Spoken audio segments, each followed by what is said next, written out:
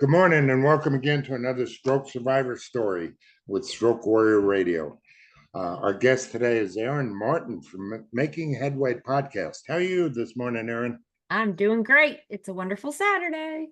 Yeah, exactly. No work today. Anyway, we'll get right into it. Yeah. When was your stroke? So my stroke happened May 11th, 2020. If you remember, it was right at the beginning of COVID. So kind of a wicked hard.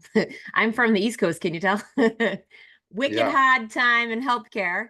And I'm a nurse, so very stressful. None of us knew what was going on. The rules changed every hour. I was in a leadership role and had actually gotten pulled because they were overstaffing. Like everyone was getting pulled to different roles to get ready for all the patients we were supposed to be getting. And so for the month of April, before my stroke, I had gotten pulled to a floor nursing job, which I hadn't done for like a year and a half. So I was a little rusty. So it's just very stressful time. And then the beginning of May, I got put back into my role, which is was like a leadership quality type thing. Wasn't really sure what I was doing. No one was really sure what we were doing. We were just kind of winging it. So I was super, super stressed out. I came home on May 11th and I was actually going to go for a run. I decided I need to work out some of the wiggles and let's work out some of the stress. So I was gonna go for a run, but it started raining, so I didn't. So I was doing, if you remember at that time, the gyms all had online like an online presence, so you could join a class online. So I virtually, did, yeah. yeah. So I was doing that for my kickboxing. I know it sounds badass, but I'm pretty bad at it, but it was fun. Yeah. And I was doing jabs in the living room, and my husband at the time mentioned, he was just like joking around with me. He's like, "Oh, you pussy, push a little harder, like hit harder, hit harder." So I did a right jab, and I immediately felt like searing, horrible pain in my neck. I thought it was like at the base of my head into my neck. So I was like, ooh, I just like either pulled a muscle or I did something to one of my cervical discs. Like I really thought I did something to my neck. So being a nurse, I knew it wasn't right. Things were pounding in my head. So I was like, maybe my blood pressure's high. Like maybe I'm just very dehydrated. So I sat on the couch. I asked my husband to go get my blood pressure cuff. He had just finished working out, so he was literally like dripping sweat over me. We were both pretty sweaty and gross. And he went and got my blood pressure cuff and came back down. And I tried to take my blood pressure, but it was so loud in my ears, like doing the stethoscope in my ears. It was so incredibly loud hearing my heart that I could only get it to read 220 over, I think it was 220 over 180. And I Wow. couldn't, it was actually higher than that, but I just couldn't tolerate, like I couldn't do it long enough to really figure out the real number. So I knew that wasn't good. I'm like, okay. So I'm like, with the blood pressure this high and my head hurting this bad, I think I should go to the hospital. Troy, can you go get changed so that we can, go to the hospital? He's like, okay.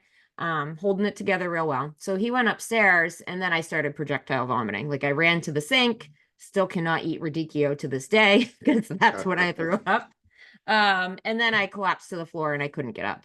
So he comes downstairs. My dog's like running all around me, like what's going on? Like she knew, she could smell that something Yeah. was wrong. Um, and I'm like, we need to call the ambulance. And I remember him kind of like pausing and being in shock, like, what? Like he just kind of looked at me and I'm like, call 911, like call them right now. And then he snapped in and then he was excellent. Like he handled it like a pro. So long story short, the ambulance took me to our local hospital. I feel really bad if the ambulance crew is listening. I puked all over them and I feel really bad about that, but I couldn't control it. They got me immediately into the scanner, which I don't really remember. I just remember the doctor coming into the room and being like, you had a subarachnoid hemorrhage. And I was like, what? A brain bleed? What? And they kept saying brain bleed, brain bleed, brain bleed. And I was by myself because it was during COVID. No one was allowed in. Oh, Yeah, that it was that time, right, where you couldn't have yeah. visitors. They were trying to, keep the hospitals as free of extra people as possible to keep contagion down. So they were doing all this stuff, buzzing all around me. Everyone's moving. Things got really busy. They were loading me up with Dilaudid because the pain was so bad. So I was, very, very high, but it helped the pain. And then my husband came walking in And I was like, okay, like my nurse brain's going now. And I'm like, oh, they only let people in when you're dying. Like that was the only people allowed in Jesus. at that time was if you needed to say bye to your loved one, they'd let you come in and say bye and then they'd kick you back out.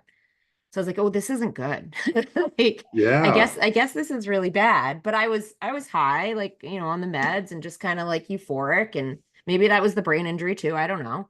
And I remember looking at him with the blue mask and I was like, oh, the blue mask is so pretty. He looks so good in the blue mask. And then I immediately switched to, oh, I'm dying. Like, this is what it feels like to die. And I was completely at peace, like ready to go.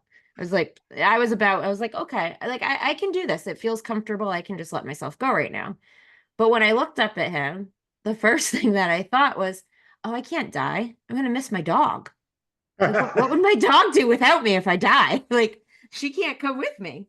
And then I was like, oh, and I'm going to miss him too. And then I was like, I guess I'm going to stay, God. Like, it really felt like I had the choice. I don't know if I did, but it really felt like I did.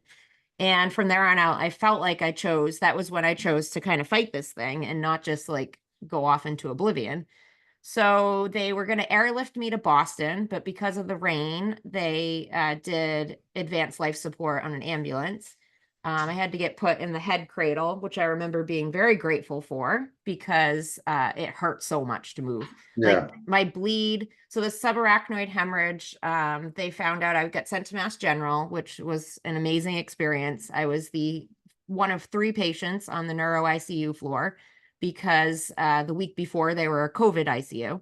So they were just switching back to being neuro, which anyone that knows Mass General, there's never just three patients on a floor. Yeah. Never. There's Yeah. like 1,000 bed wait list. You know what I mean? Like there's or hundreds of people waiting to get in. Yeah. It's one of the biggest in the country. Yes, it's huge. So I had excellent care. Some days I'd have two nurses assigned to me because they were just so overstaffed from COVID. It was a great experience. They told me, I don't remember like getting there. I just remember being up in the room and being told, this is pretty bad. Your bleeding's getting worse. We're worried about midline shift, which means your brain's starting to shift to the side because there's so much blood. It was right at the base of my skull on the right side, so it was affecting my brain stem, and then it was down to C3 in my neck was where all the hemorrhaging was happening. I remember the doctor telling me, this was early in the morning at this point, telling me that we may have to shave your head. You may have to go to emergent surgery.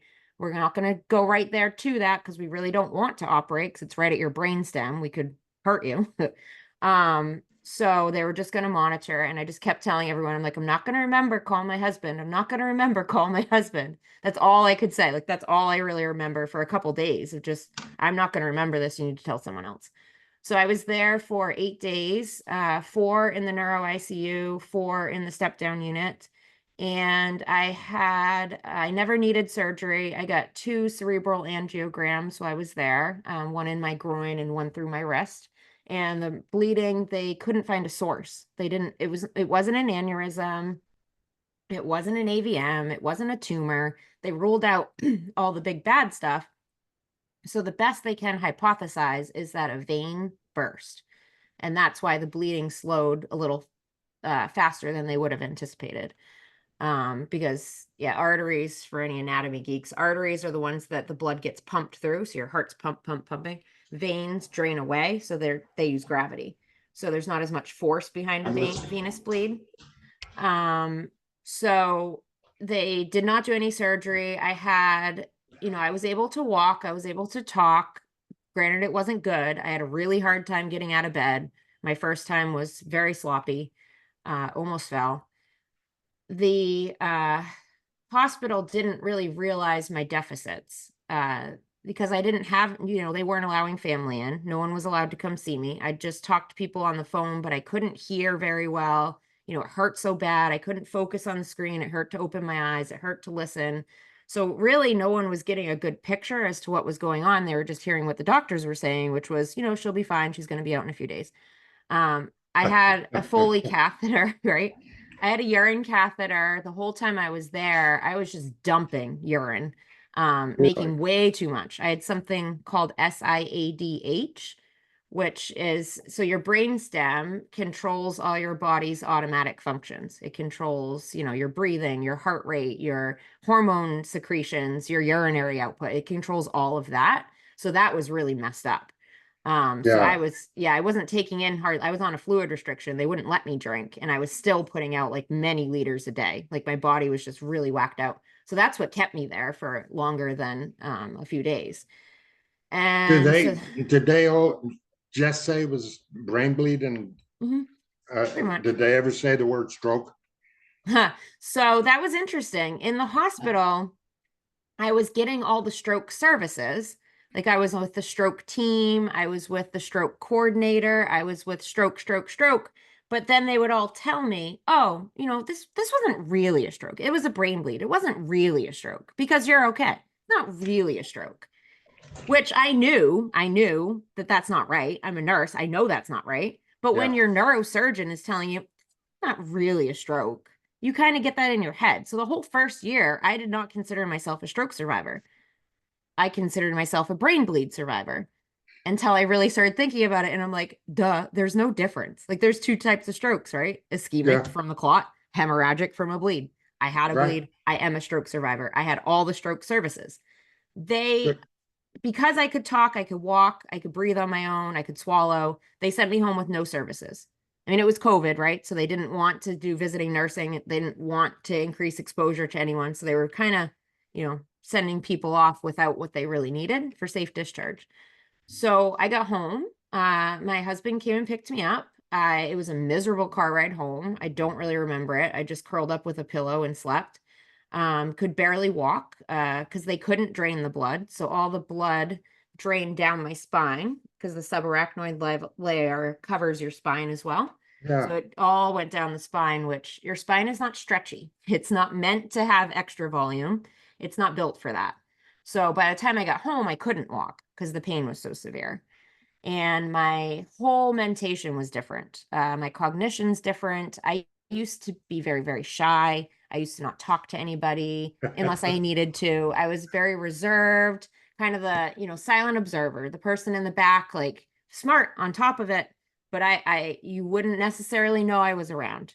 I was Well, very after meeting you in LA, I would have never guessed that about you. Exactly. Yeah. Exactly. So it switched that completely. My ADHD is out of control. Like I always had ADHD, but I had ways to manage it. And after my brain injury, all those coping mechanisms just didn't work anymore. Things were just too haywire. I also have visual processing disorders. So my eyes work just fine, but the way your brain processes vision isn't working right. So, 70% of your brain is involved in processing vision. So most likely, if you've had a brain injury, you're going to have visual deficits and need to see a neurooptometrist, which thank God for making Headway podcast because I knew none of this. I mean, Yeah, exactly. this is how I And learned everything was and the even podcast. being a nurse, it's surprising to me with your medical background, you never thought of it as a stroke. You never saw it that way. I mean, Well, you were familiar with the signs of stroke, right? yeah, absolutely. Yeah. We're So a how stroke, long? I worked at a stroke center. Like we were a Oh, certified stroke center. Like I know this stuff. But when you have a doctor from Mass General, man's greatest hospital, right? Has all the Harvard trained doctors. When you have them telling you, oh, it's not really a stroke, why wouldn't you believe that, right? Like I'm like, oh, okay, maybe I misunderstood something. so did those Um, deficits come later? I mean, the walking, the eyesight, did that come later, or was that just building the whole time? I think it was building the whole time because they don't evaluate for that sort of thing in the hospital. I mean, No. and they, as they shouldn't, right? Hospitals are there to keep you alive. They're not going to be able to anticipate every single thing that's going to happen in the outpatient world. That's for your outpatient providers.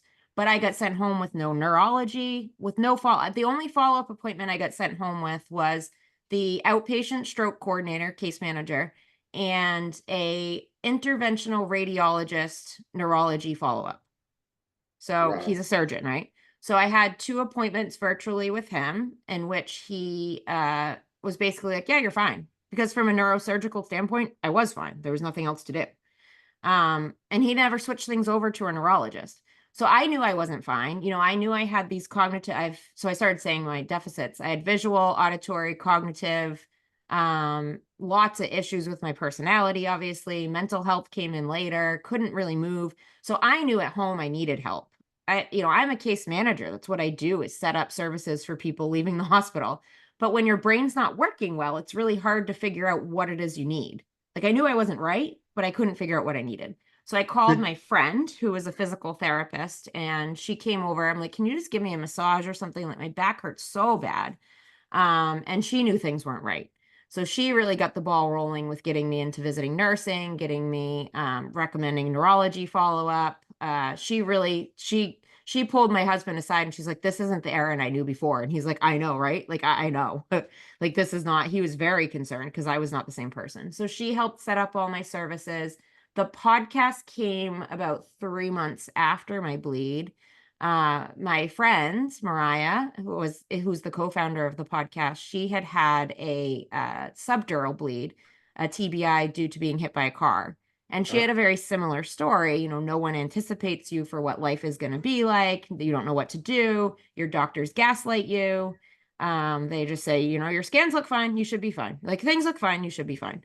yeah, They don't care about the I rest. mean, I hear from so many people, the healthcare establishment created so many obstacles by lack of information they provided us, by lack of knowledge on their part, so Mhm. many other things.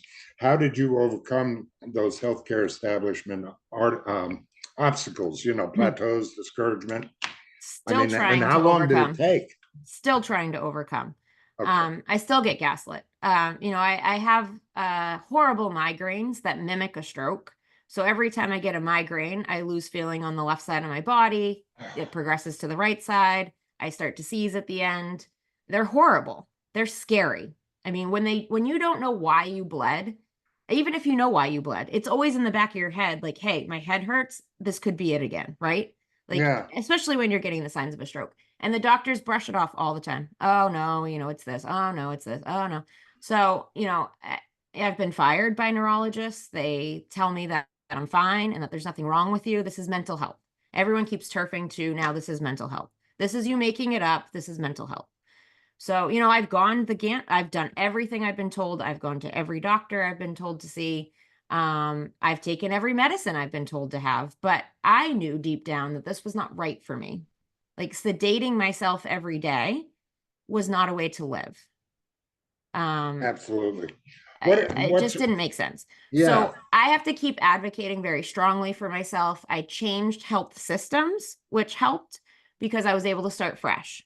It wasn't people that knew me. It wasn't people getting into my record and being like, well, Dr. So and so said this, like, we're going to go with his opinion, even though you're coming to me for a second opinion. So it's been nice switching health systems. I think that's really helped. Having someone that's in your corner really helps too. If you can find someone to go to appointments with you, I would strongly recommend that. I also just saw really cool, and I posted this on the Making Headway podcast Instagram. I saw a doctor explaining to patients how to advocate for themselves.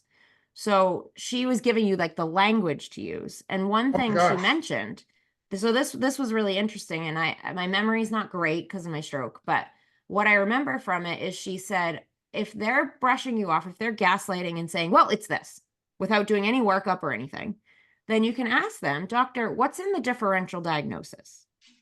So what that means, they're not, first of all, they're not expecting you to use their language. Yeah, right. Second of all, differential diagnosis is all the other things it could be. Like, what is the doctor thinking about? Like, what are they trying to rule in? What are they trying to rule out? Make them tell you. And then ask them after they say, well, we're ruling out a stroke, we're ruling out migraines, we're ruling out seizures, we're ruling out, well, how do you know? Like, how do you know it's not those things? Right. And they're going to start scratching their head because they walked into the office just throwing out a diagnosis without doing any testing, right? So let them go through, like, how do you know it's not? And then she said 9 times out of 10, they're going to start thinking more strongly because this patient knows what they're talking about, and they're going to start working you up. Oh, wow. That's I thought that fantastic. was interesting. I mean, this came from a doctor giving a thing. So I'll make sure that post stays on my Yeah, feed so that exactly. you can see Because it. It's a good I one. mean, so many of us during that lack of cognitive balance, we just don't know what to ask. We don't know how to ask it. I've Mhm. discovered, took me 5 years to discover, I think the only dumb question is the one you don't ask. Yeah. And a lot of us don't realize either. you can fire your doctor, you can fire your therapist and Mm-hmm. find a new one. I mean, Mm-hmm. if the personality is not there, if you don't feel like you're getting recovery on a good basis, I mean, it just drives me nuts how Yep. much we didn't know. So you're Yep. how many years post stroke now? So in 4 years, I just had my Okay. 4 year in May. Um, So what are the most obvious changes in your life after the event?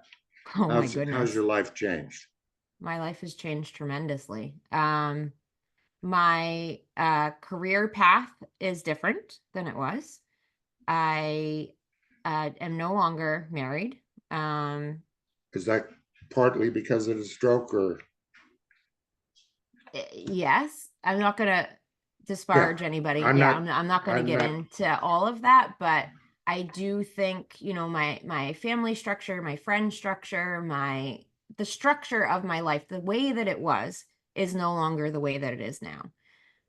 And I okay. think that makes sense, right? Like when you have a stroke, when you have a brain injury, you almost do become a new version of yourself. You have to Yes. live, to survive. So when you have a system of people that expect you to act one way or to recover to that point, and it's 4 years later and you still aren't acting that way, I can see why people would get frustrated.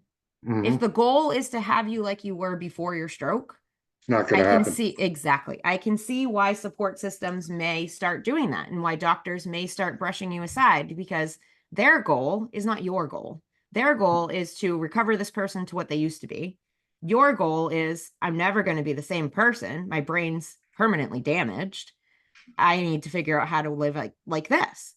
Yeah. So if you don't have people around you that are willing to flex with you like that, you got to find new people.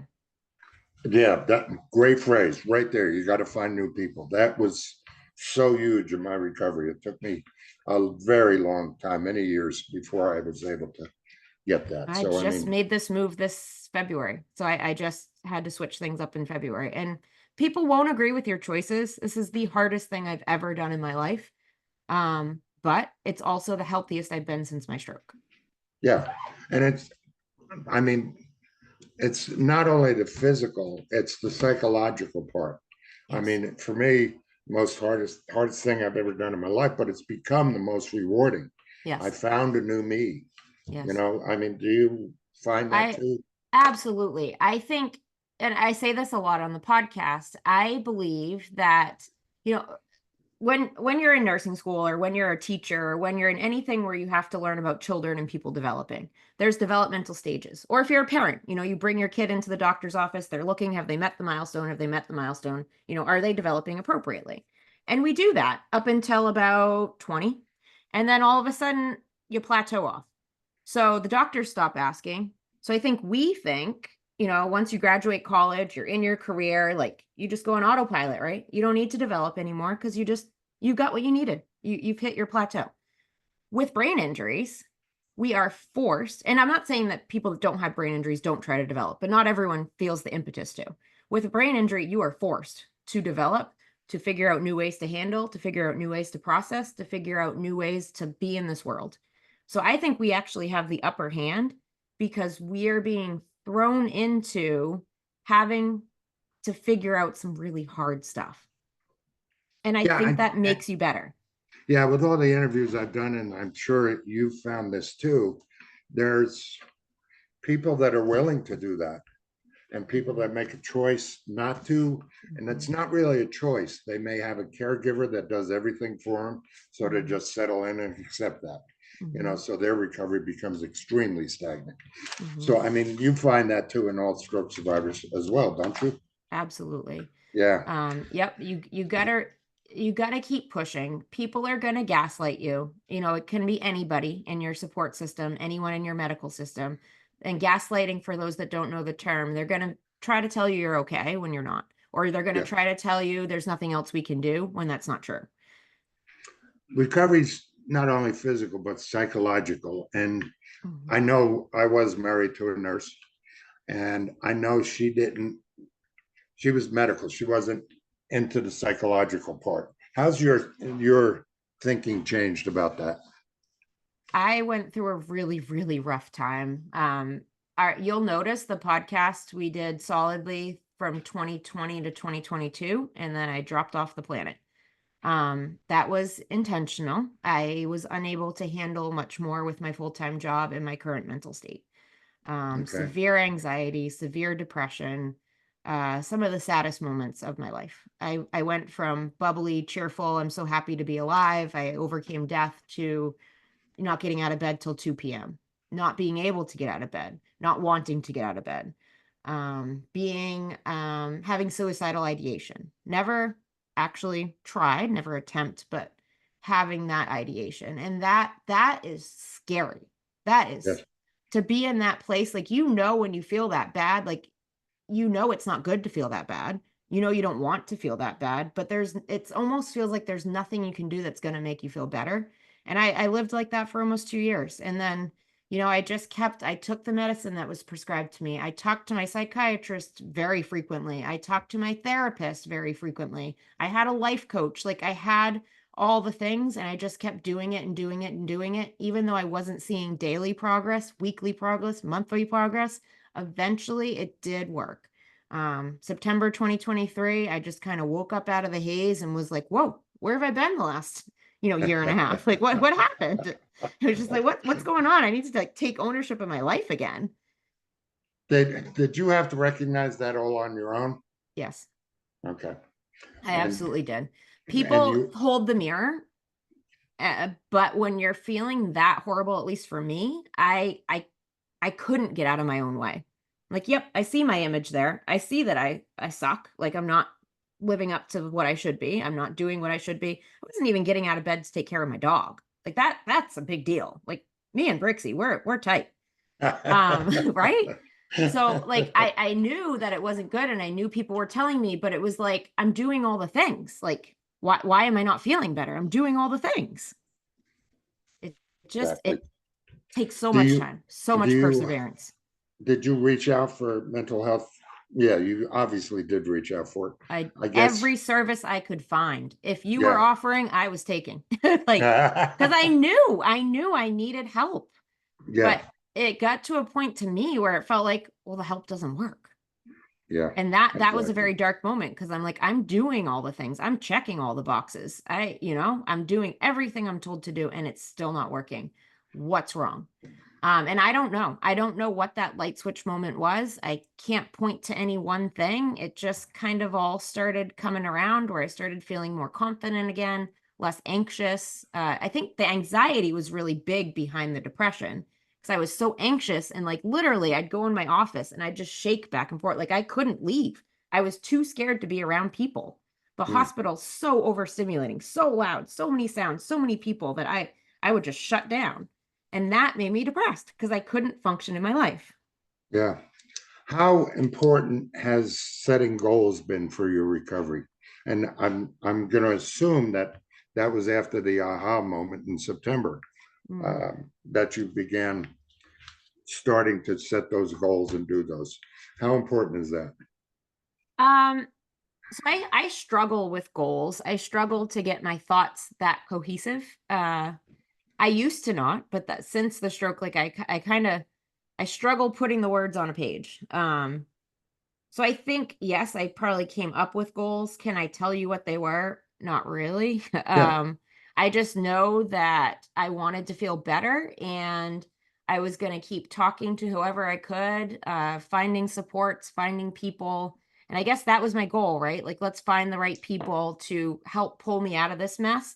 And then once I'm out and on my own 2 feet and able to take steps on my own, um, I'm just working towards, I think my goal at this point is really just working towards being that whole person again, yeah, being someone that is reliable, being someone that is self-sufficient, being someone that has my own inner joy, that doesn't rely on someone else to make me feel good. Like, I need to make that myself. yeah. I love that.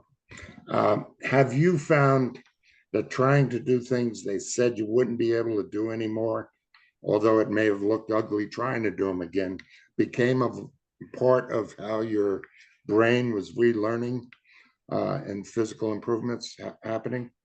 Absolutely. So I mean, I only had the physical issues for probably the first month where I had trouble walking. And, every Yeah, day I was getting up and moving and trying to, progress that. So, I'm fortunate in that way. I didn't have many physical disabilities that I could see progress with or stagnation with or anything. I do think mentally, and I'm losing track of the question. that's all Sorry, right. I lost my train of thought. Try it again. What was the That question? the question was, have you found that trying to do things that they said you wouldn't be able to do anymore, Hmm. although it may have looked ugly, became a Hmm. part of your physical and mental improvements? Yes, I do. So I don't think people thought that I'd be able to work to the same capacity again. My employer was kind of treating me like I was damaged goods.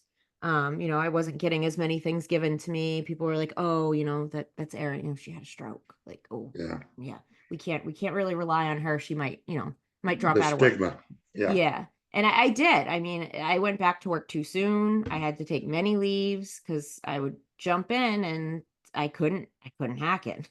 So I Yeah. was that person. But I do think, in September, I started proving myself. I started, initiating projects. I won 2 awards in October for my work because I picked it back up and started going again. And I think that was shocking to people that, okay, she's doing this thing we didn't think she could do, and they didn't know how to handle that.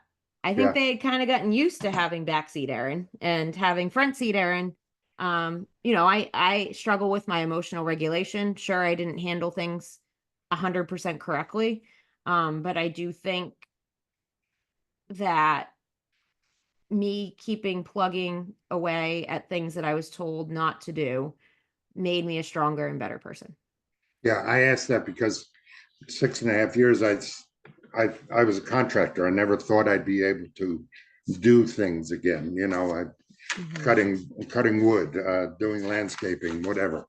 And I got a job that, man, it was just a whole process of my body taking over the tasks and relearning them. That I can do them now, great. You know, Hmm. I can do almost anything. I do That's have to awesome. set limits, but I Yep. can do it. Tell me about your typical day. Yeah. So I just started a new job, so my typical day is changing currently. Um, when I wasn't in work, I just had some disability time again, for a different issue. Uh, my day really centered around listening to my body and listening to my mind. What is it that's going to fulfill me today? What is it that I need to feel like I'm a valuable part of society? Because I think when you're on disability and you don't have that daily purpose, you kind of have to make up something. Yeah, Otherwise, you're just kind of a ship without a sail. Like you're just bouncing around. And I felt like I think that can lead to mental health issues when you don't have something you're actively pursuing. So, I really plugged into volunteerism, just finding something that I could get a way to give back every day. For me, that's what brings me gratitude. That's what brings me happiness in my life is if I can spread kindness and love to somebody else, it fills up my cup. yeah. So, I found a lot, through here in California, it's called Food Share. You can volunteer with them. They have so many opportunities and they're pretty easy. They're just things you can do every day Huh. that help to give back. So that was part of my structure. But now I'm having to go back to work. So I'm shifting gears a little bit from being able to be completely doing what's good for me to needing to balance. I do at work have some accommodations that I need to be able to be successful. I had to Wonderful. work, yeah. So per the ADA, your stroke is an ADA qualifying disability. And as long as your accommodations don't cause undue hardship to your employer, they need to accommodate, reasonable accommodations. So, for instance, I have special glasses I need to be wearing. Granted, I forgot to put them on for this. When I'm looking at a screen, I'm supposed to have that. Stimulation, I need a more quiet environment. So, I have the ability to be able to leave the nurse's station if I need to. Um, Taking breaks has been really important. So just paying attention. I actually schedule it right in so that I don't skip a break. Every 2 hours, got to have 5 minutes off at least. Take your lunch, take your 15s if you get 15-minute breaks. go for a walk, get away from the screen, get away from the fluorescent lights. That's been a huge part of my day. And then I come home and I kind of have to reassess, like, hey, do I need a nap? Because I'm an 8 to 4:30 person. So do I need a nap before dinner?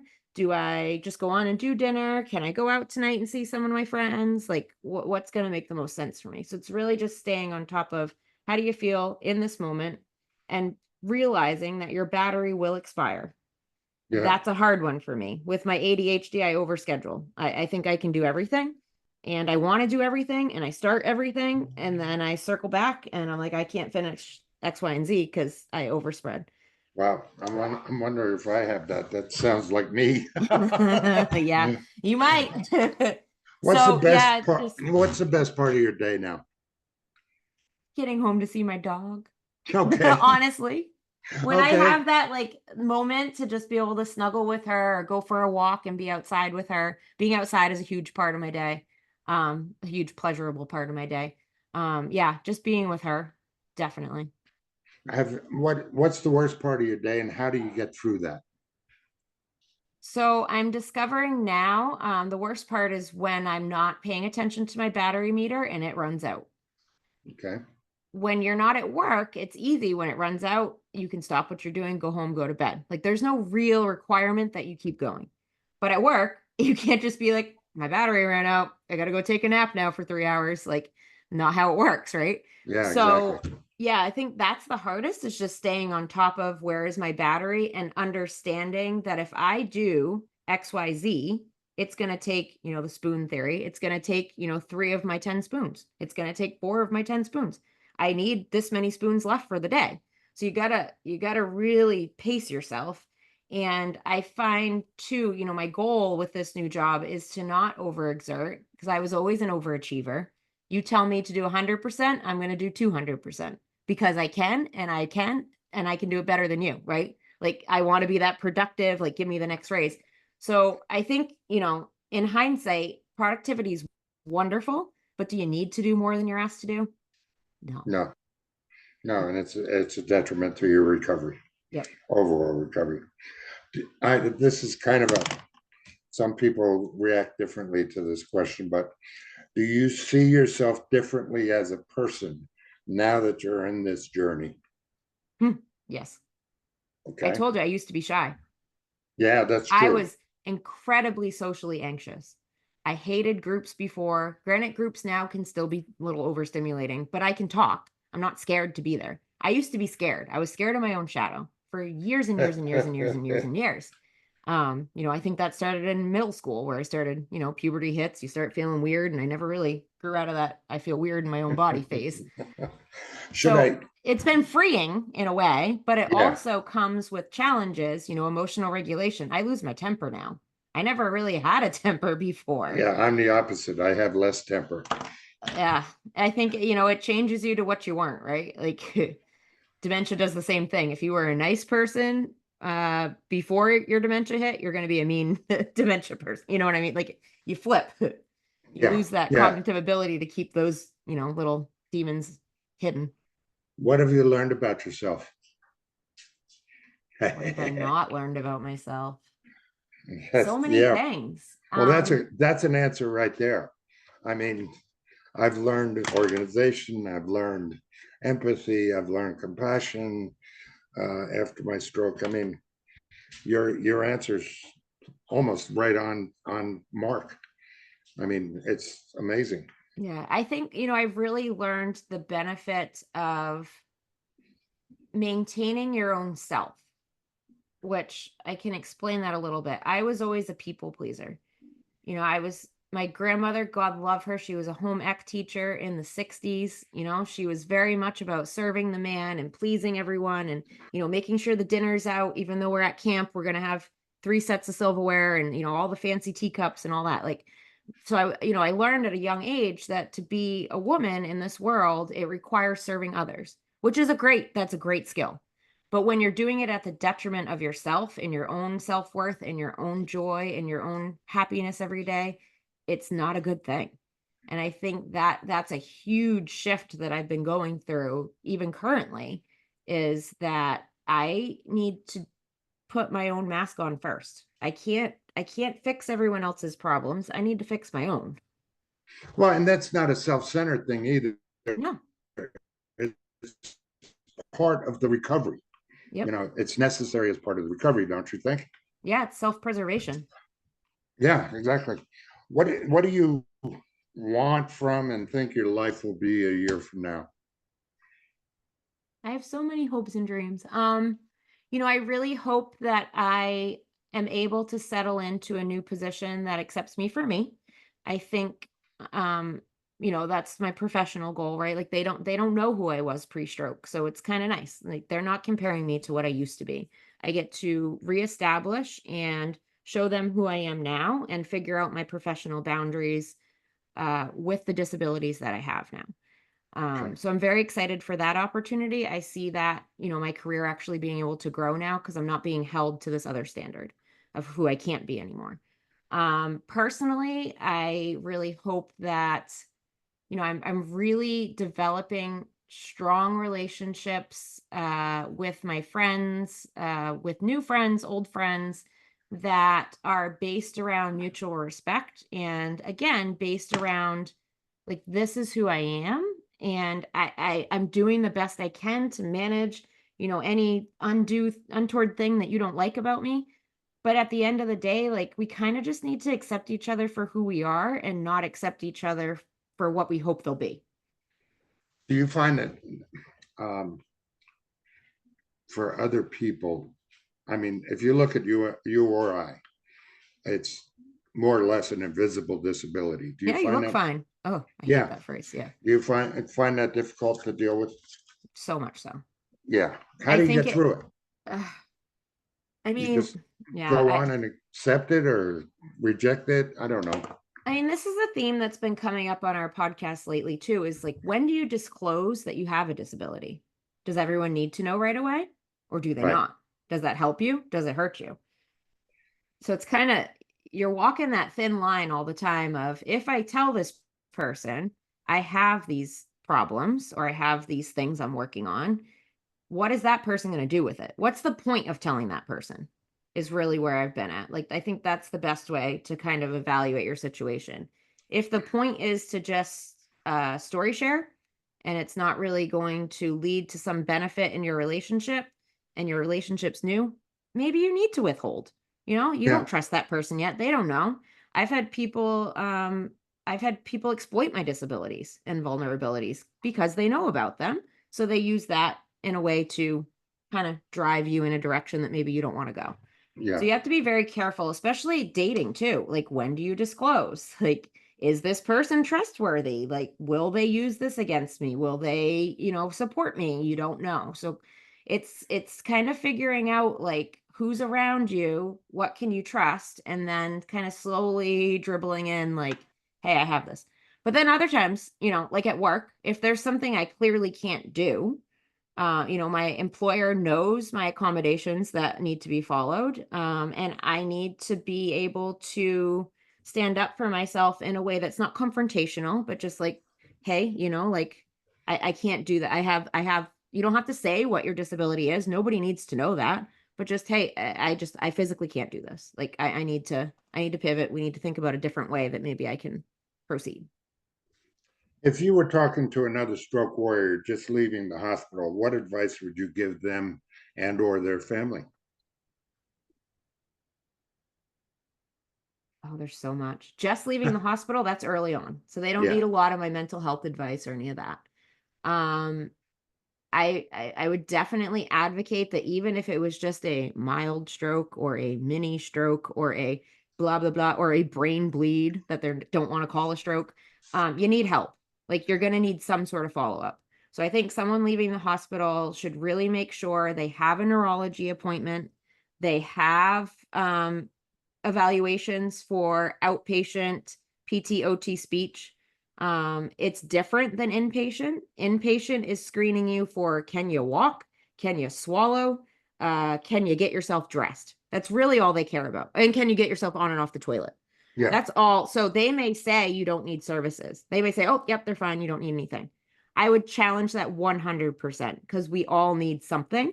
and it probably is occupational or speech therapy related.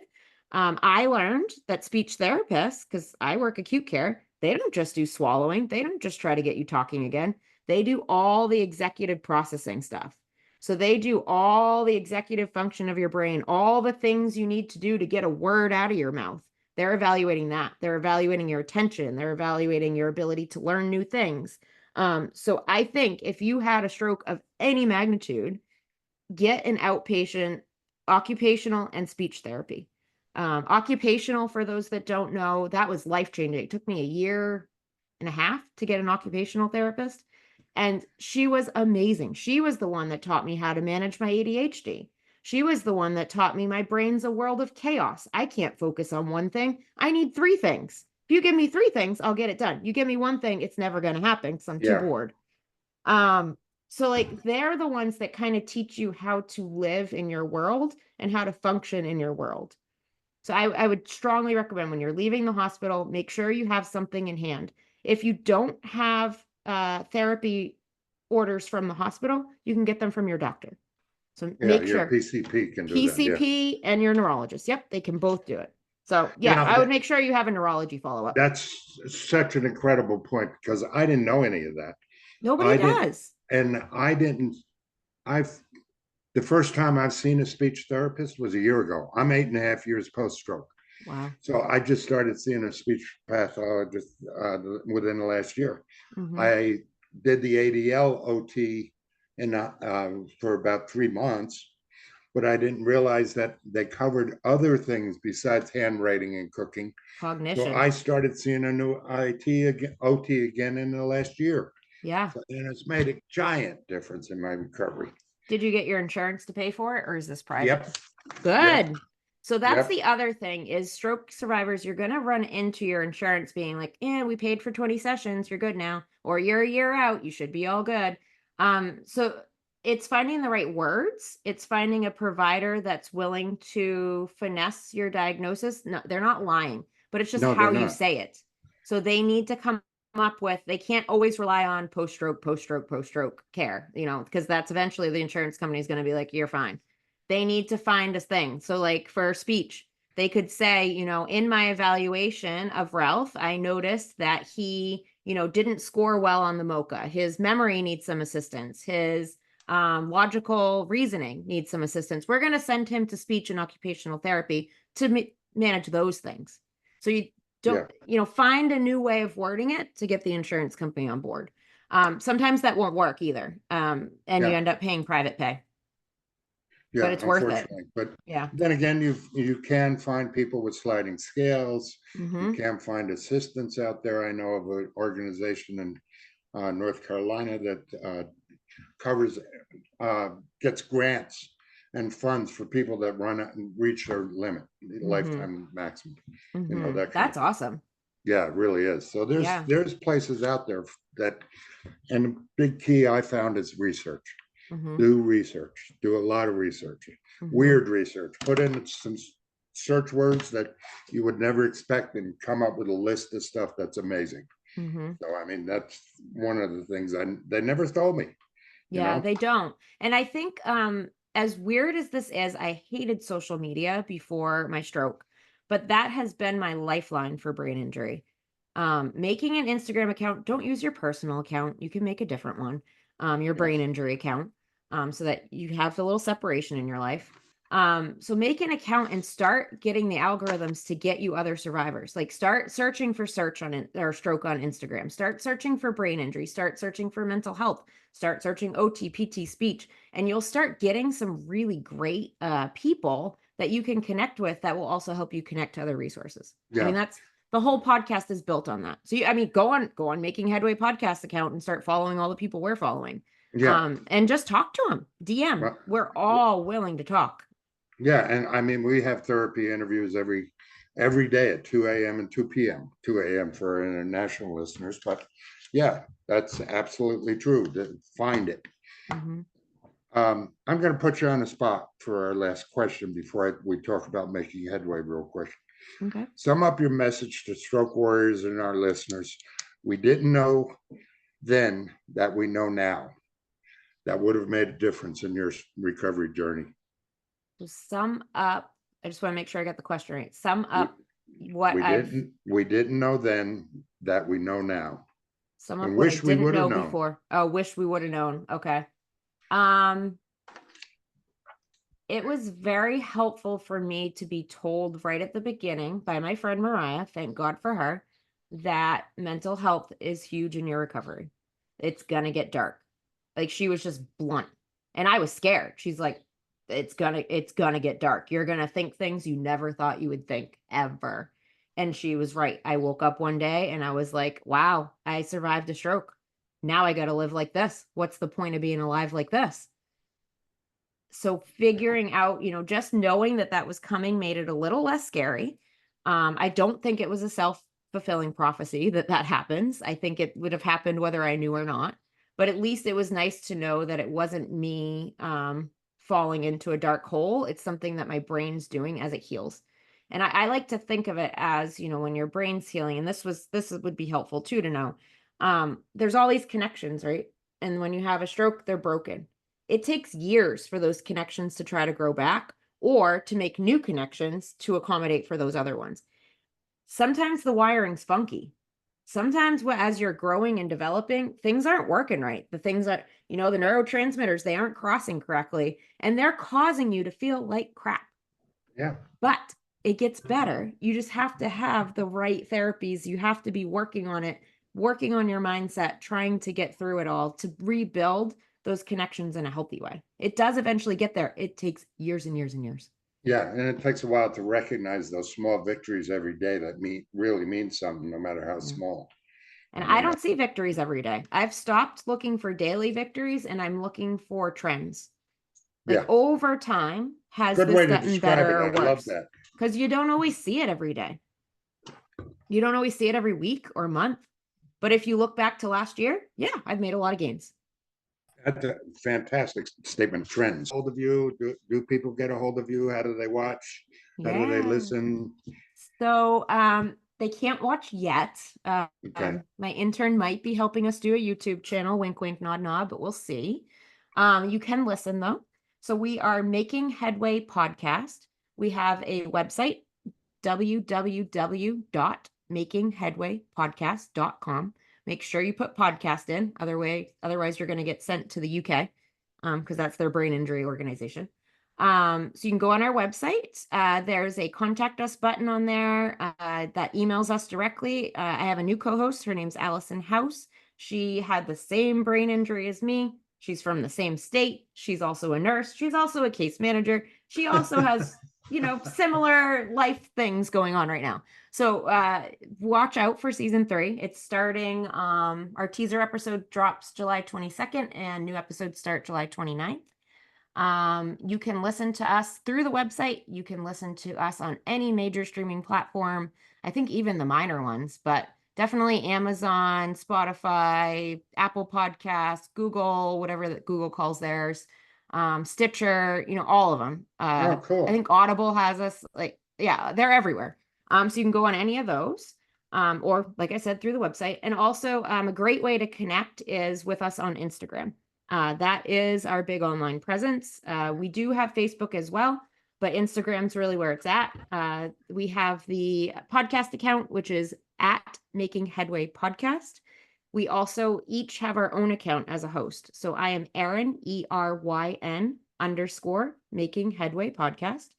Or you can hook up with Allison or both of us. She is Allison _ Making Headway Podcast, and her name is spelled ALISON. So both of us are a little different, but we'd love it. I mean, slip into the DMs, start commenting. Yeah, we'd love you to connect. It's all about community. Anything you want to add today? Find your people. We're here. We want to talk. Obviously, listen to me. I can't shut up. We want to talk. Right. We'll help you. Well, thank you so much for your time, Eryn. I really appreciate it. And I look forward to my interview with the Making Headway podcast. He's coming on soon, guys. So come on over. Take care. Take care. Okay, bye.